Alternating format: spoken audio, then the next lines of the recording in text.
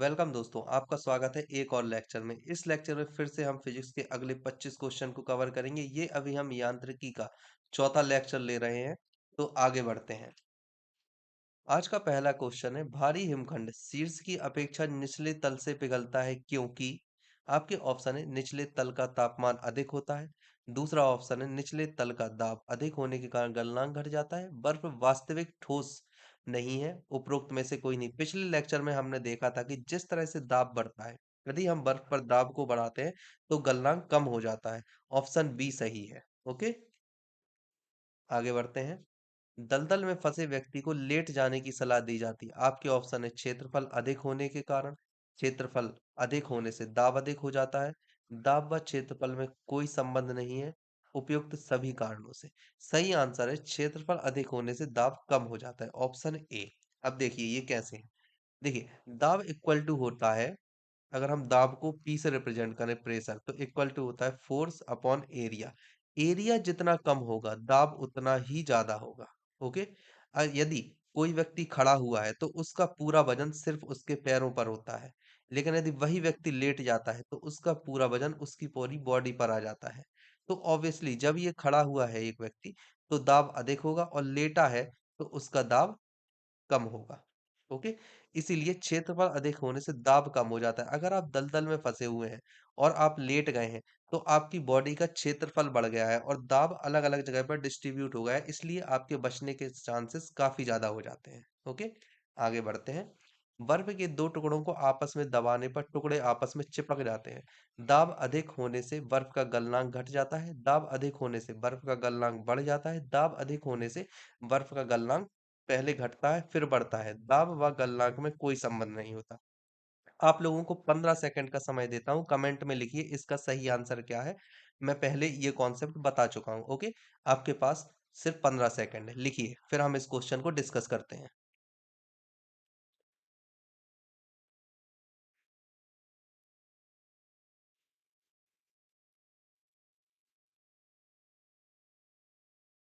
I think 15 second आपके complete हो गए हैं। देखिए, मैंने आपको पहले बताया था कि जब हम दाब को बढ़ाते हैं बर्फ के टुकड़ों पर, तो उसका गलनांक कम हो जाता है। गलनांक कम होने से बर्फ पिघलेगी और वो आपस में चिपकने का कार्य करने लगते हैं। सही आंसर है दाब अधिक होने से बर्फ का गलनांक घट जाता है। Option A. कई लोगों ने दाब अधिक होने से बर्फ का गलनांक बढ़ जाता है लगाया होगा, तो उनके कॉन्सेप्ट क्लियर नहीं है। आप पिछले लेक्चर को एक बार और देख लीजिएगा, तो आपके सारे कॉन्सेप्ट क्लियर हो जाएंगे इससे जुड़े हुए। आगे बढ़ते हैं। प्रायः तेज आंधी आने पर फूस या टिन की हल्की छतें उड़ जाती हैं, क्यों?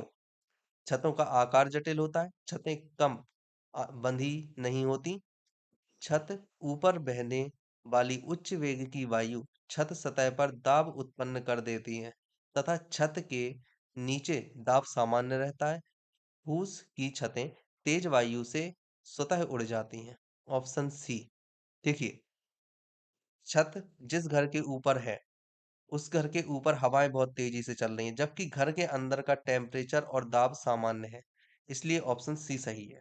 आगे बढ़ते हैं। रेल की पटरी के नीचे लकड़ी या कंक्रीट की चौड़ी पट्टियां लगाई जाती हैं, जिससे कि क्यों लगाई जाती हैं? वह झटकों को अवशोषित कर सकें, फिर पटरियां सही तरीके से लगाने के लिए, पटरियां समांतर बनी रहें, रेलगाड़ी द्वारा लगाया गया दाब कम हो। अभी मैंने आपको बताया है कि यदि आप क्षेत्रफल बढ़ा देते हैं तो दाब बढ़ जाता है। ऑप्शन डी सही है। यदि आप पटरियां लगा देंगे लंबी लंबी, इस तरह से आपने देखे होंगे, ये हैं रेल की दो पटरियां, और बीच में फिश लगा दी जाती है, इन्हें फिश बोलते हैं लकड़ियों को, ये लगी हुई होती हैं। तो ये जो आपने एरिया दे दिया है, तो यहाँ पर रेलगाड़ी का दाब कम हो जाएगा, बढ़ जाएगा। ओके, आगे बढ़ते हैं। पहाड़ों पर कभी-कभी व्यक्तियों के नाक व मुंह से खून निकलने लगता है। देखिए, जो भी लिक्विड होता है, ब्लड भी एक तरह का लिक्विड है। ब्लड की ये खूबी होती है, या किसी भी लिक्विड की ये खूबी होती है, कि वह लिक्विड हो या हवा हो, कुछ भी हो, उसकी ये खूबी होती है कि वह अधिक दाब से, जहां दाब ज्यादा होता है, वहां से उस जगह पर जाती है जहां पर दाब कम होता है। मतलब कि बहाव अधिक दाब से कम दाब की ओर होता है, चाहे वो गैसेस हो या लिक्विड हो। आपके चार ऑप्शन है यहाँ पर। ऊंचाई बढ़ने से रक्त दाब बढ़ता है, ऊंचाई बढ़ने के साथ रक्त दाब घटता है, ऊंचाई बढ़ने के साथ वायुमंडलीय दाब बढ़ता है, ऊंचाई बढ़ने के साथ वायुमंडलीय दाब घटता है। देखिए, शरीर का रक्त दाब कांस्टेंट होता है, मतलब 120 80 के आसपास होता है ऑलवेज। ये 90 हो सकता है, ये 130 1 तक हो सकता है, या और भी ज्यादा होता है, तब उसे हाई ब्लड प्रेशर और लो ब्लड ब्लड प्रेशर की कंडीशन बोला जाता है। लेकिन अगर हम आइडियली देखें तो 80 और 120 होता है। ठीक है, ये कांस्टेंट है। लेकिन जैसे जैसे हम ऊंचाई पर जाते हैं, वायुमंडलीय दाब कम होने लगता है। ओके, ऑप्शन डी सही है, वायुमंडलीय दाब कम होने लगता है। अब जब वायुमंडलीय दाब कम हो जाता है, मान लीजिए ये कोई व्यक्ति है, ठीक है, ये एक व्यक्ति है, और इसके अंदर जो बीपी है, ब्लड प्रेशर, वो कांस्टेंट है, कांस्टेंट अवस्था में है। लेकिन बाहर का जो एनवायरनमेंट है, ये वायुमंडल है, यहाँ पर जो प्रेशर होता है, एयर प्रेशर, वो ऊंचाई पर जाने के साथ कम होने लगता है, क्योंकि गैसें ऊंचाई पर जाने के साथ कम ही आने लगती है। इसलिए गैस, जो वायुमंडलीय दाब है वो मेनली गैसों का ही दाब होता है, गैसों के द्वारा आरोपित किया जाता है। जब हम ऊंचाई पर जाते हैं तो गैसों की सांद्रता कम होने लगती है और दाब भी कम होने लगता है। ऐसी स्थिति में बाहर का दाब कम और शरीर के अंदर का दाब ज्यादा होता है, जिससे कि ब्लड, मतलब ब्लड एक लिक्विड, वो हमारे शरीर से बाहर की ओर आने लगता है। तो सही आंसर है ऑप्शन डी, कि वायुमंडलीय दाब घटता है, जिस वजह से हमारे शरीर के अंदर का ब्लड मुंह और नाक से बाहर आने लगता है। अगला क्वेश्चन, हवाई जहाज में फाउंटेन पेन से स्याही बाहर निकल जाती है, इसका भी सेम कारण है। फाउंटेन पेन के अंदर दाब अधिक होता है, लेकिन हवाई जहाज में जब हम जा रहे होते हैं तो दाब कम होता है, सेम कंडीशन। इसलिए ऊंचाई बढ़ने के साथ वायुमंडलीय दाब में कमी आती है, पिछले क्वेश्चन के अनुसार। आगे बढ़ते हैं, यदि पृथ्वी का द्रव्यमान वहीं रहे और त्रिज्या 1% कम हो जाए, तब पृथ्वी के तल पर जी का मान क्या होगा? देखिए, इसके लिए, ओके, पहले हम ऑप्शन पढ़ लेते हैं कि 0.5% बढ़ जाएगा, 2% बढ़ जाएगा, 0.5% कम हो जाएगा, या 2% कम हो जाएगा। देखिए, इसके लिए एक फॉर्मूला होता है, जी पृथ्वी त्वरण इक्वल टू होता है सार्वत्रिक नियतांक into M upon R square. यहाँ पर जी कांस्टेंट होता है और एम भी कांस्टेंट है, द्रव्यमान। तो डी जी डायरेक्टली प्रोपोर्शनल हो जाता है 1/r² के, या आप ये बोल लीजिए कि जी इनवर्सली प्रोपोर्शनल है आर स्क्वायर के। यहाँ पर अगर आप देखोगे तो 2% बढ़ जाएगी। ओके, देखिए, जी इक्वल टू 2 इंटू आर में आई कमी, आर में आई कमी। ओके, तो जी इक्वल टू 2, आर में कितने की कमी है? 1% की। तो जी में कितनी वृद्धि हो जाएगी? 2%। ओके, इस तरह से आपको निकालना है। ठीक है, फाइन। चलिए आगे बढ़ते हैं। इसका एक और तरीका है, आप इस तरह से भी देख सकते हैं इसको। जो प्रीवियस क्लासेस होती थी, जब हम हाई स्कूल में पढ़ते थे, तब हम लिखते थे कि G1/G2 is equal to R2/R1 whole square हो जाता था। अगर हम इसको 100 मान लेते हैं, G1 मतलब 100%, G2 हमें निकालना है, इसके बाद फिर हम मानते हैं R2 मतलब 1% कम हो गई, तो R2 आप मानोगे 99%, और R1 आप मानेंगे 100%। इस तरह से जब आप इस पूरे इक्वेशन को सॉल्व करोगे, ये वाली इक्वेशन को जब आप पूरी को सॉल्व करोगे, तो ये निकल कर आएगा, G is equal to 2% increase. Okay, ऐसा, तो 2% बढ़ जाएगा। आगे बढ़ते हैं, ऊंचाई की जगहों पर पानी 100 डिग्री सेल्सियस के नीचे के तापमान पर क्यों उबलने लगता है? देखिए, जब हम ऊंचाई पर जाते हैं, हमने बताया है कि वायुमंडलीय दाब कम हो जाता है ऊंचाई पर, और वायुमंडलीय दाब कम होने से जल का गलनांक भी कम हो जाता है, और इस यही वजह है कि 100 डिग्री सेल्सियस से नीचे पानी उबलने लगता है। ओके, आपके ऑप्शन है, क्योंकि वायुमंडलीय दाब कम हो जाता है, अतः उबलने का बिंदु नीचे आ जाता है, क्योंकि गुरुत्वाकर्षण कम होता है, पर्वतों पर भारी हवाओं के कारण, उपरोक्त में से कोई नहीं, ऑप्शन ए इसका सही होगा। ओके, आगे बढ़ते हैं। साबुन के बुलबुले के अंदर का दाब कैसा होता है? वायुमंडलीय दाब से अधिक होता है, वायुमंडलीय दाब से कम होता है, वायुमंडलीय दाब के बराबर होता है, वायुमंडलीय दाब का आधा होता है। ऑब्वियसली वायुमंडलीय दाब से अधिक होता है। अगर वायुमंडलीय दाब से अधिक नहीं होगा तो बुलबुला क्रिएट ही क्यों होगा? आप खुद सोचिए। जैसे ये है एक बुलबुला, ठीक है। इसमें हवा है और बाहर है एटमॉस्फेयर। मतलब अंदर से बाहर इतना ज्यादा बल लगाया जा रहा है कि ये बाहर का बल, बाहरी दाब इस बुलबुले को सिकोड़ नहीं पा रहा है। अगर बाहरी दाब ज्यादा होता तो बुलबुला बनता ही क्यों? ये कॉमन सेंस है। अगर बाहरी दाब ज्यादा होता तो बुलबुला बनेगा ही क्यों?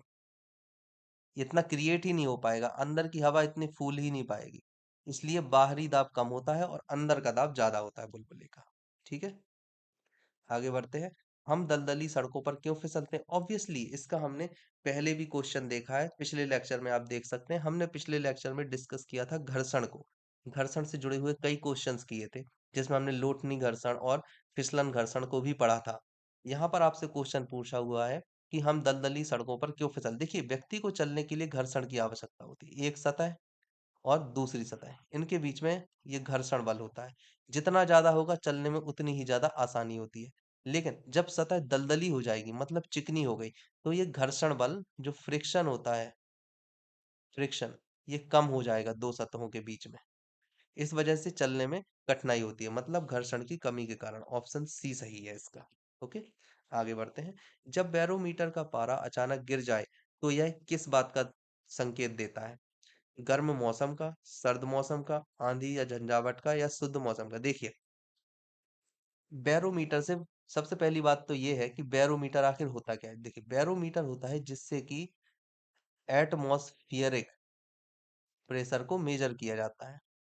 ठीक है, अब यदि बैरोमीटर से हम प्रेशर को मेजर कर रहे हैं, ठीक है, प्रेशर को मेजर कर रहे हैं, तो जितना ज्यादा प्रेशर होगा, मान लीजिए प्रेशर प्रेशर बहुत ज्यादा है, तो बैरोमीटर, अगर हम इसे बैरोमीटर माने और ये बैरोमीटर के अलग अलग बिंदु हैं, मान लीजिए यहाँ पर था पहले, और हमने माना है कि अभी दाब अधिक है, दाब को हमने मेजर किया और दाब अधिक है, तो ये हमने देखा बैरोमीटर मान लीजिए 100 बता रहा है, यहाँ पर एक वैल्यू 100 को शो कर रहा है। लेकिन जब बहुत तेज हवाएं चल रही होती हैं, हमने पिछले लेक्चर में ये देखा था, जब हवाएं बहुत ज्यादा तेज चल रही होती हैं तो दाब कम हो जाता है। ओके, तो दाब को कम कर दिया जाता है। तो ये कंडीशन है। अब बैरोमीटर नीचे गिरा, नीचे गिरा, नीचे गिरा, नीचे गिरा, नीचे गिरा, नीचे आ रहा है तेजी से, मतलब कि हवाएं बहुत तेज चल रही है, बहुत ज्यादा तेज चल रही है, दाब कम हो रहा है। बैरोमीटर, अगर कोई चीज 100 पर थी और हाई प्रेशर को शो कर रही थी, लेकिन अब वो नीचे आ रही है 90, मतलब कम प्रेशर को शो कर रही है, फिर आ गई वो 80, मतलब और कम प्रेशर, फिर आ गई वो 60 और कम, और आ गई वो 10, मतलब और भी कम प्रेशर, कम प्रेशर को शो कर रही है, मतलब कि हवाएं बहुत ज्यादा तेज चल रही हैं। क्योंकि जब हवाएं तेज चलती हैं तब प्रेशर कम होता है। अगर आप हवाओं की वेलोसिटी देखो, तेज होगी तो वायुमंडलीय प्रेशर कम होगा। अब जब प्रेशर कम है, हवाएं तेज चल रही हैं, और तेज हवाएं चलने का मतलब है आंधी आ रही है। ऑप्शन सी सही है। ओके, आगे बढ़ते हैं। हाइड्रोजन से पारा हाइड्रोजन से भरा हुआ पॉलीथीन का एक गुब्बारा पृथ्वी के तल से छोड़ा जाता है, वायुमंडल के ऊंचाई पर जाने में क्या होगा? आपके पास चार ऑप्शन है। गुब्बारे के परिमाप में कमी आएगी, गुब्बारा चपटा होकर चक्रिका प्रकार के आकार में आएगा, गुब्बारे का परिमाप में वृद्धि होगी, और गुब्बारे का आमाप या परिमाप व आकार पहले के समान ही रहेगा। मतलब आपसे पूछा गया है कि गुब्बारे का परिमाप बढ़ेगा, घटेगा, पहले के समान ही रहेगा, या फिर चक्रिका रूप में आ जाएगा। देखिए, हम पहले डिस्कस कर चुके हैं कि जिस तरह से हम ऊंचाई पर जाते हैं, वायुमंडलीय दाब कम होता है। वायुमंडलीय दाब कम होने के कारण गुब्बारे के अंदर, यह है गुब्बारा, इसके अंदर हाइड्रोजन गैस भरी हुई है। ओके, जो कि बाहर गुब्बारे में अंदर से बाहर की ओर बल लगा रही है, मतलब गुब्बारा फैल रहा है। जैसे जैसे ऊपर जाएगा, एटमॉस्फेरिक प्रेशर कम होगा और गुब्बारा और भी ज्यादा फूलता जाएगा, मतलब कि गुब्बारे का आकार बढ़ जाता है। Okay, option C. आगे बढ़ते हैं। समतल की अपेक्षा पर्वतों पर सांस लेना क्यों कठिन होता है? आपको ये बताना है। आपके ऑप्शन है, ऊंचाई के बढ़ने पर वायु दाब घट जाता है और ऑक्सीजन की आवश्यकता बढ़ जाती है, पर्वतीय वायु भारी होती है और फेफड़ों में भरी नहीं जा सकती, पर्वतीय वायु अशुद्ध होती है इसलिए कम लोग नहीं ले पाते, इसलिए हम लोग नहीं ले पाते। उपरोक्त में से कोई नहीं। सही आंसर है ऑप्शन ए, ऊंचाई के बढ़ने पर वायु दाब घट जाता है और ऑक्सीजन की आवश्यकता बढ़ जाती है। देखिए, जैसे जैसे हम ऊंचाई पर जाएंगे, ऊपर की ओर जाते हैं, ऑक्सीजन की मात्रा कम होती जाती है। जमीन पर ऑक्सीजन की मात्रा सर्वाधिक है, 16 किलोमीटर पर जाओगे कुछ रहेगी, 32 किलोमीटर पर जाओगे बहुत से बहुत तो बहुत ज्यादा रेयर मात्रा में आपको ऑक्सीजन मिलेगी। ऊंचाई के साथ साथ ऑक्सीजन की मात्रा कम हो जाती है, वायु दाब कम हो जाता है, इस वजह से हम सांस नहीं ले पाते। ओके, आगे बढ़ते हैं। जब वायु दाब मापी किसी ऊंचे पर्वत पर ले जाया जाता है तो नलिका में पारा गिर जाता है, क्यों? देखिए, वायु दाब मापी मतलब यहाँ पर बैरोमीटर की बात हो रही है। किस चीज की? बैरोमीटर की बात हो रही है। बैरोमीटर का उपयोग किया जाता है वायु दाब को, सॉरी, बैरोमीटर का उपयोग किया जाता है वायु दाब मापने में। ठीक है। अब बैरोमीटर को जब हम ऊपर ले गए तो इन्होंने बताया है कि पारा गिर जाता है। बैरोमीटर, ये है बैरोमीटर। बैरोमीटर में होता है पारा जो कि वायु दाब को मापता है। जमीन पर 100 था, ऊपर लेके गए 90 हो गया, और ऊपर लेके गए 80 हो गया, और ऊपर ले गए 10 हो गया। तो इसका मतलब ये है कि ऊपर जाने पर वायु दाब कम हो जाता है। ओके। वहां वायु अपेक्षाकृत हल्की होती है, तापमान में न्यूनता के साथ पारा निम्न होता है, वहां का वायुमंडलीय दाब निम्न हो जाता है। ऑप्शन सी सही है इसका। ठीक है, आगे बढ़ते हैं। उड़ान से पहले हवाई जहाज मार्ग पर दौड़ाया जाता है, क्यों? आपने देखा होगा जब भी कोई फ्लाइट टेक ऑफ करने वाली होती है तो उसे कुछ दूर के लिए रनवे पर चलाया जाता है, उसके बाद उसे हवा में ले जाया जाता है। आपके चार ऑप्शन है, ऐसा क्यों किया जाता है? कार्यकारी वायु दाब घटाने के लिए, कार्यकारी वायु दाब बढ़ाने के लिए, वायु दाब द्वारा भूमि के मध्य घर्षण बल को कम करने के लिए, या वायु दाब द्वारा भूमि के मध्य घर्षण बल को अधिक करने के लिए। देखिए, यदि आप घर्षण बल अधिक करोगे तो उड़ने में प्रॉब्लम होगी। ठीक है। और दूसरी बात, भूमि के मध्य घर्षण बल का कोई काम नहीं है, क्योंकि हवाई जहाज तो हवा में उड़ना है। ठीक है। अब दो ऑप्शन बचते हैं, कार्यकारी वायुदाब घटाने के लिए या कार्यकारी वायुदाब बढ़ाने के लिए। मैंने आपको पहले ही कहा है कि जब वेलोसिटी मतलब वेग इंक्रीज किया जाता है तो प्रेशर, प्रेशर पर क्या प्रभाव करता है? प्रेशर डिक्रीज हो जाता है। ओके। तो जब आप हवाई जहाज को दौड़ा रहे हो रनवे पर, मतलब कि वायुदाब कम हो जाएगा। ऑप्शन ए, वायुदाब बढ़ाने के लिए। ये गलत बता रहे हैं, कार्यकारी वायुदाब बढ़ाना ये गलत है, घटाने के लिए। ओके, आगे बढ़ते हैं। वायु दाब से भरा रबड़ का गुब्बारा वायु में ऊपर जाकर फट जाता है, क्यों फट जाता है? देखिए, जब गुब्बारा ऊपर जाएगा, नीचे एटमॉस्फेयर में नीचे वायु दाब कम था, सॉरी ज्यादा था। जैसे जैसे हम ऊपर जाएंगे ऊपर जाएंगे ऊपर जाएंगे तो जो वायु दाब होता है वो कम होता चला जाता है। नीचे ज्यादा था, लेकिन ऊपर जाते हैं तो वायु दाब कम होता जाता है। वायु दाब कम होने के कारण हाइड्रोजन में रबड़ का जो गुब्बारा है, हाइड्रोजन का दाब बढ़ जाएगा। ओके, और गुब्बारा जाकर फट जाएगा ऊपर, वायु दाब घट जाता है। Option D. ठीक है, आगे बढ़ते हैं। प्रेशर कुकर में खाना कम समय में क्यों पकता है? अधिक दाब के कारण उबलते पानी का ताप कम हो जाता है, चारों ओर से बंद होने के कारण वायु का प्रभाव नहीं पड़ता है। चारों ओर से बंद होने के कारण वायु का प्रभाव नहीं पड़ता, ये दो बार लिख गया है ना, एक ही बार है, ये बाद वाला नहीं है। ओके, आगे बढ़ते हैं। तीसरा ऑप्शन है आपका कि अधिक दाब के कारण उबलते पानी का ताप बढ़ जाता है, प्रयुक्त पानी का वाष्पन बहुत कम है। अधिक दाब के कारण उबलते पानी का ताप कम हो जाता है, अधिक दाब के कारण उबलते पानी का ताप बढ़ जाता है। प्रेशर कुकर में खाना क्यों जल्दी पक जाता है? देखिए, सही ऑप्शन है सी। देखिए, प्रेशर कुकर के अंदर दाब बहुत अधिक होता है, बहुत ज्यादा। दाब अधिक हो जाने के कारण जो बॉइलिंग पॉइंट है, उबलने वाला पॉइंट होता है, वो कम हो जाता है। ओके, इस वजह से तापमान बढ़ जाता है। अधिक दाब के कारण उबलते पानी का ताप बढ़ जाता है, ऑब्वियसली। ठीक है, आगे बढ़ते हैं। सूर्य पर ऊर्जा का निर्माण होता है नाभिकीय संलयन के द्वारा। सूर्य पर ऊर्जा का निर्माण नाभिकीय संलयन के द्वारा होता है। इसके बाद सूर्य की ऊर्जा उत्पन्न होती है नाभिकीय संलयन द्वारा, हमने पहले ही पढ़ा है। आयनन, नाभिकीय विखंडन, ऑक्सीजन, ये सब नहीं है, नाभिकीय संलयन ही सही आंसर है। ठीक है, आगे बढ़ते हैं।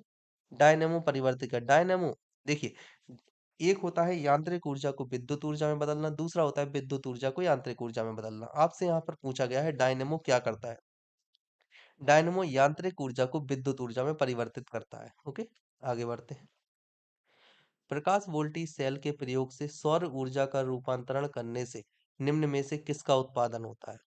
अगर आप प्रकाश वोल्टेज सेल का प्रयोग करते हो और सौर ऊर्जा का रूपांतरण करते हो तो ऑब्वियसली प्रकाशीय ऊर्जा, प्रकाश वोल्टी सेल में अगर आप सौर ऊर्जा का उपयोग कर रहे हो, सौर ऊर्जा मतलब प्रकाशीय ऊर्जा का आप इस्तेमाल कर रहे हैं प्रकाश वोल्टी सेल में, ऑप्शन ए सही होगा। आगे बढ़ते हैं, जब हम रबड़ के गद्दे वाले सीट पर बैठते हैं या गद्दे पर लेटते हैं तो उसका आकार परिवर्तित हो जाता है। इसे पदार्थ में पाया जाता है, क्या पाया जाता है? देखिए, गतिज ऊर्जा, स्थितिज ऊर्जा, संचित ऊर्जा या फिर विखंडन ऊर्जा। देखिए, इसका सही आंसर हम आपको बताते हैं। गतिज ऊर्जा का फॉर्मूला होता है mv²/2, ये होता है काइनेटिक एनर्जी। और स्थितिज ऊर्जा का होता है पोटेंशियल एनर्जी का mgh। ओके, जी कांस्टेंट है, एम कांस्टेंट है, एम कांस्टेंट। तो जो काइनेटिक एनर्जी होती है वो v स्क्वायर के समानुपाती होता है। गतिज ऊर्जा का तो कोई रोल ही नहीं है, क्योंकि गद्दे पर एक आदमी बस बैठ गया, उसमें किसी भी तरह की कोई गति नहीं है, तो गतिज ऊर्जा नहीं होगी। ओके। स्थितिज ऊर्जा, स्थितिज ऊर्जा वह ऊर्जा होती है जो किसी विशेष स्थिति के कारण पदार्थ में उत्पन्न होती है। जैसे कि कोई व्यक्ति आया, वो रबड़ के गद्दे की सीट थी, उस पर बैठ गया, उसकी एक विशेष स्थिति है, इसके कारण ऊर्जा जनरेट हुई है, तो उसे हम स्थितिज ऊर्जा बोलेंगे। ओके, संचित ऊर्जा नहीं, ना ही विखंडन ऊर्जा। निम्नलिखित में से किसमें गतिज ऊर्जा नहीं है? सेम चीज, मैंने आपको गतिज ऊर्जा का फॉर्मूला बताया, हाफ mv², है ना, ये होता है काइनेटिक एनर्जी। अब जिसमें भी होगा उसमें ही गतिज ऊर्जा होगी। एम तो होता ही है सभी में, हाफ है ही, तो काइनेटिक एनर्जी जो है भी पर निर्भर करती है।